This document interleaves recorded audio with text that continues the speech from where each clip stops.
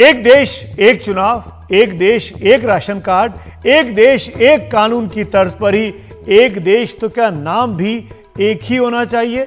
भारत या इंडिया? क्या नाम हो अपने देश का? कल से यह बहस पूरे उफान पर है। हम भारत हो या इंडिया हो, इस विवाद की गहराई में आपको तफसील से बताएंगे, एक एक परतें खोलकर दिखाएंगे कि आखिरकार संविधान सभा में क्या हुआ और बीते 75 सालों से कैसे राजनीति चल रही है। लेकिन सबसे पहले आज जो दो बड़े घटनाक्रम हुए हैं उनको आपको बता देते हैं। सबसे पहले तो एक खबर आई सूत्रों के हवाले से, प्रधानमंत्री की मंत्रिपरिषद के साथ बैठक हुई जिसमें पीएम मोदी ने मंत्रियों से कहा कि भारत या इंडिया मामले पर बयानबाजी करने से उनको बचना चाहिए। दूसरी बड़ी खबर, संसद का विशेष सत्र 18 तारीख से होना हम सब जानते हैं।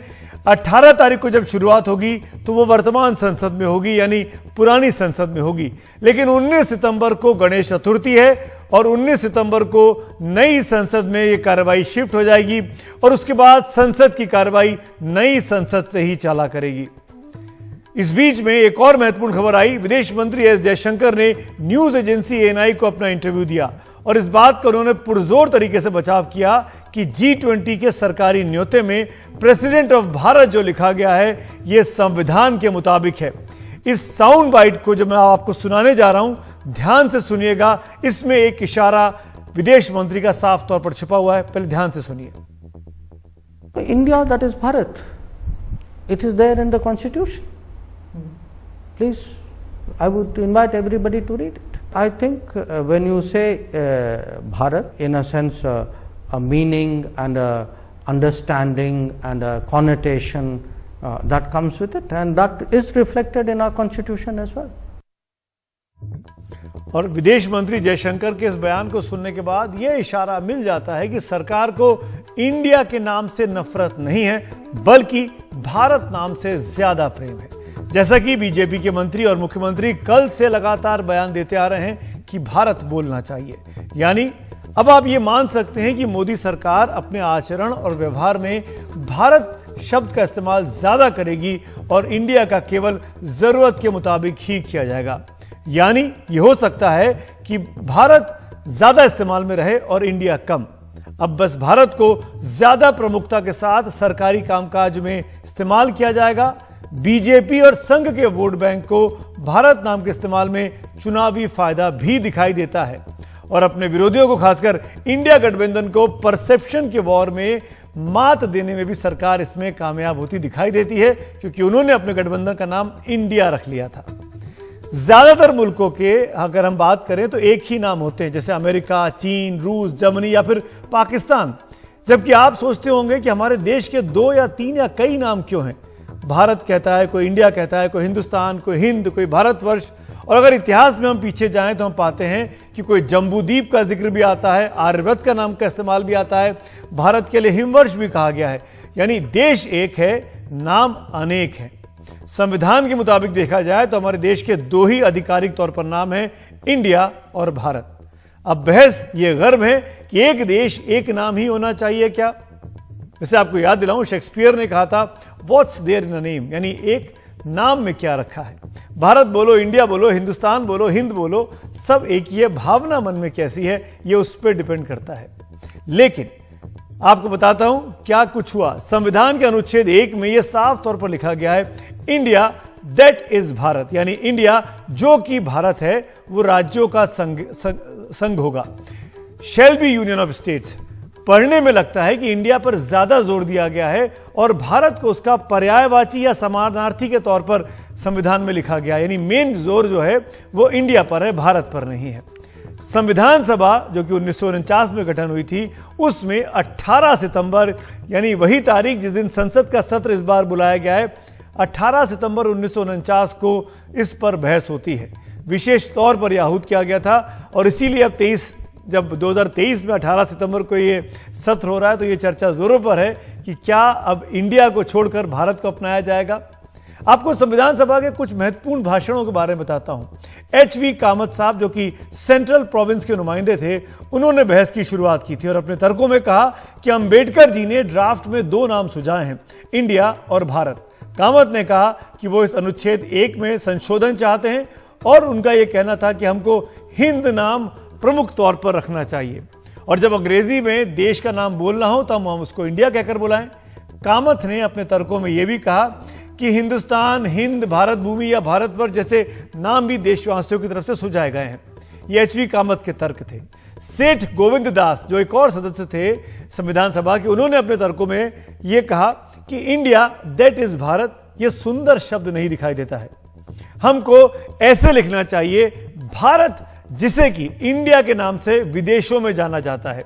यह सेठ गोविंदास का तर्क था। यानी आजाद भारत में इंडिया प्राइमरी या प्रमुख नाम नहीं होना चाहिए। सेठ दास ने यह भी कहा कि महात्मा गांधी आजादी की लड़ाई में भारत माता की जय के नारे लगाते थे, यानी भारत ही हमारे देश का नाम होना चाहिए। इसके बाद बात होती है कमलापति त्रिपाठी हमारे पास। अब हम जिस तरीके से बात कर रहे हैं, एचवी कामत की बात हुई, सेठ गोविंदास की बात हुई और फिर कमलापति त्रिपाठी का बयान भी आता है। वो बीच का रास्ता सुझाते हैं और कमलापति त्रिपाठी का ये कहना था कि हमको इंडिया अर्थात भारत कहने की बजाय भारत अर्थात इंडिया कहना चाहिए। ये तमाम चीजें उस पूरी बातचीत में निकलकर सामने आती हैं। इसके बाद संविधान सभा में जो अध्यक्ष थे राजेंद्र प्रसाद, उन्होंने वोटिंग कराई और वोटिंग का नतीजा भी जो सामने निकल कर आया वो इस बात को दिखाता है कि कुल मिलाकर जो इंडिया दैट इज भारत कहा गया उसके पक्ष में ज्यादा वोट पड़े, यानी नो वोट ज्यादा पड़े, जो कि 58 और 32 का हिसाब हुआ और उसमें अंबेडकर साहब का दिया गया जो नाम था वो पारित हो गया, यानी इंडिया दैट इज भारत जो आज भी कहा जाता है। ये पूरे इतिहास की बात हुई जो हमने आपको बताया, जिस तरीके से सब कुछ हो रहा है। इसी तरीके से देश में बार बार बहस होती रही और वो बहस इसलिए भी होती रही कि कभी कोई इंडिया कहता, कभी कोई भारत कहता।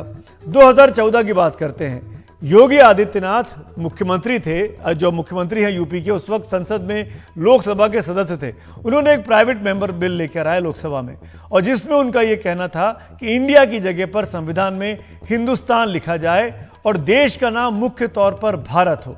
उनके बिल की भाषा कुछ ऐसी थी, भारत दैट इज हिंदुस्तान, यानी वो भारत जो कि हिंदुस्तान है। यह योगी आदित्यनाथ का प्राइवेट मेंबर बिल था। यह संसद में इस पर चर्चा हुई थी। आगे बढ़ते हैं, बात सुप्रीम कोर्ट में भी गई। सुप्रीम कोर्ट में साल 2000 में एक नवा नाम के व्यक्ति ने, याचिकाकर्ता ने अपील की कि देश का नाम भारत होना चाहिए, इंडिया नहीं होना चाहिए। तब कोर्ट ने जिरह के बाद इस याचिका को खारिज कर दिया और अदालत ने कहा कि संविधान में पहले ही भारत नाम है, इसीलिए अलग से बदलने की कोई जरूरत नहीं है। साथ ही कोर्ट ने यह भी कहा कि केंद्र चाहे तो इस मामले को वो देख सकता है कि इंडिया का नाम बदलकर भारत करना चाहिए क्या। ये कोर्ट ने कहा था। क्या इसके बाद ही सरकार को इशारा मिला कि अब हमको नाम बदलने पर विचार करना चाहिए? क्या इसीलिए इस बहस को गरमाया गया है, विशेष सत्र को बुलाया गया है? हमने इस बारे में पीडीटी आचार्य जो कि संविधान के जानकार हैं उनसे बात की और उनसे समझने की कोशिश की कि क्या कुछ हो सकता है।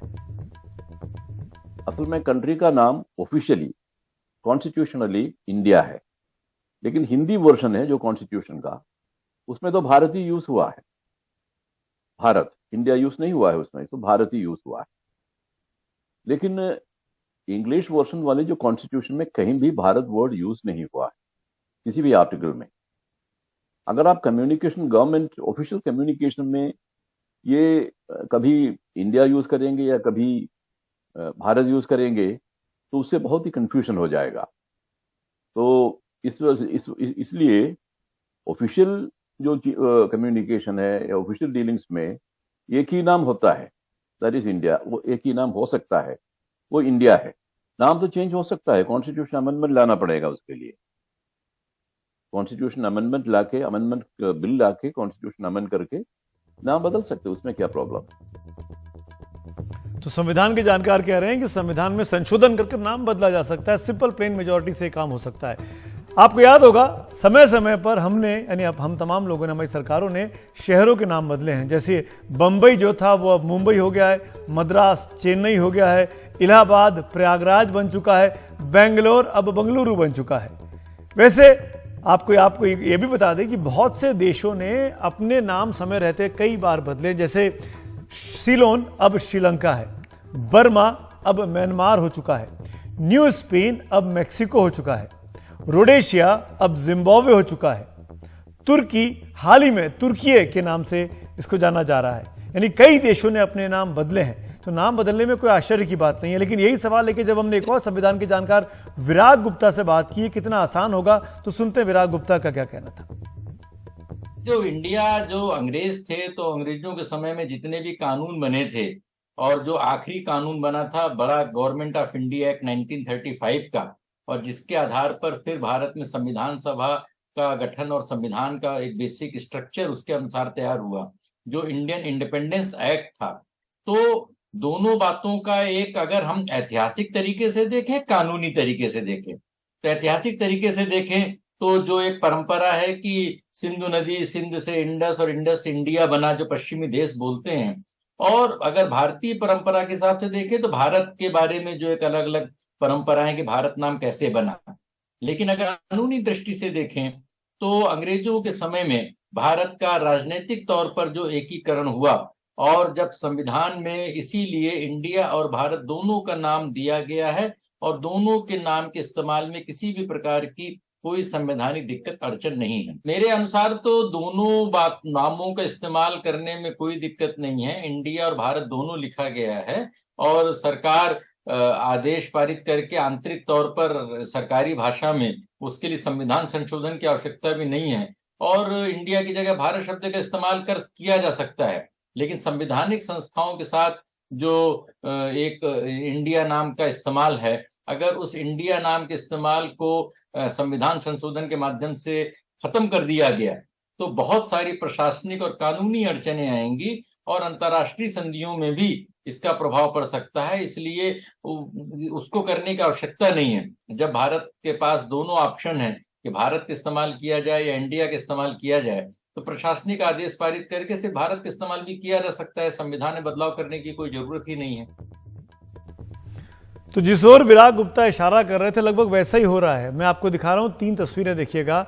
G20 समिट के लिए इनविटेशन जो दिया गया है, आई कार्ड जो बन रहा है, उसमें अब ऑफिशियल्स के नाम जो हैं वो भारत ऑफिशियल लिखा गया है, इंडिया ऑफिशियल नहीं लिखा गया है। ये आई कार्ड्स बन रहे हैं। इसीलिए राष्ट्रपति का जो न्योता है उसमें प्रेसिडेंट ऑफ भारत लिखा गया है।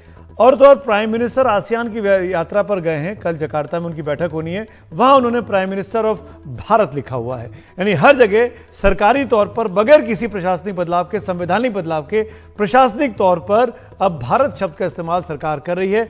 इंडिया से ज्यादा तरजीह भारत को दी जा रही है, बगैर संविधान से छेड़छाड़ किए। 18 सितंबर को क्या होगा, जो कि डेट मैच करती है संविधान सभा से, उस पर हमारी नजर रहेगी। फिलहाल इसी नोट पर ब्रेक लेंगे, और ब्रेक के उस पार लौटेंगे तो आपको दिखाएंगे वीडियो ऑफ द डे।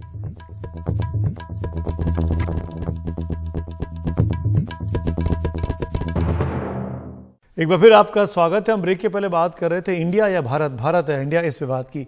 लेकिन इस विवाद को खड़ा करने के पीछे अब टाइमिंग पर जरूर सवाल खड़े हो रहे हैं। विपक्ष का कहना है कि आखिरकार अपने कार्यकाल के आखिरी साल में सरकार ये विवाद को क्यों छेड़ रही है कि नाम बदलने की जरूरत है, भारत को नाम रखना है, इंडिया का नाम हटाना है। विपक्ष इसलिए भी ये सवाल कर रहा है क्योंकि हमने अपने गठबंधन का नाम INDIA रख लिया है, इसीलिए सरकार घबरा गई है। ये तर्क भी दिए जा रहे हैं कि जिस सरकार ने नाम रखे हैं make in India, made in India, skill India, Khelo India, वो सरकार इंडिया शब्द से कैसे परहेज कर सकती है। लेकिन हम आपको बता दें कि इसी सरकार ने आयुष्मान भारत जैसी योजनाएं भी चलाई हैं। आपको याद रखना चाहिए बीजेपी का जो ट्विटर हैंडल है वो भी @BJP फॉर इंडिया है, उसमें भी इंडिया आता है, भारत नहीं है। तो ये सब चीजें अतीत में थी।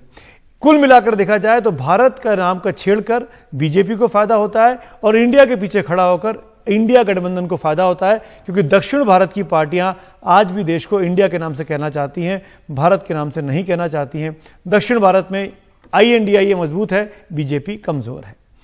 अब आखिर में बात करते हैं वीडियो ऑफ द डे की, और ये वीडियो ऑफ द डे आया है सांची से। मध्य प्रदेश का सांची आज तक स्तूप के लिए मशहूर था, लेकिन अब सोलर सिटी होने की वजह से मशहूर हो जाएगा। 3 मेगावाट बिजली का यहां पर उत्पादन होगा, और पूरा सांची शहर इसी सोलर एनर्जी पर चलने वाला है। आज की यह सबसे खूबसूरत तस्वीर।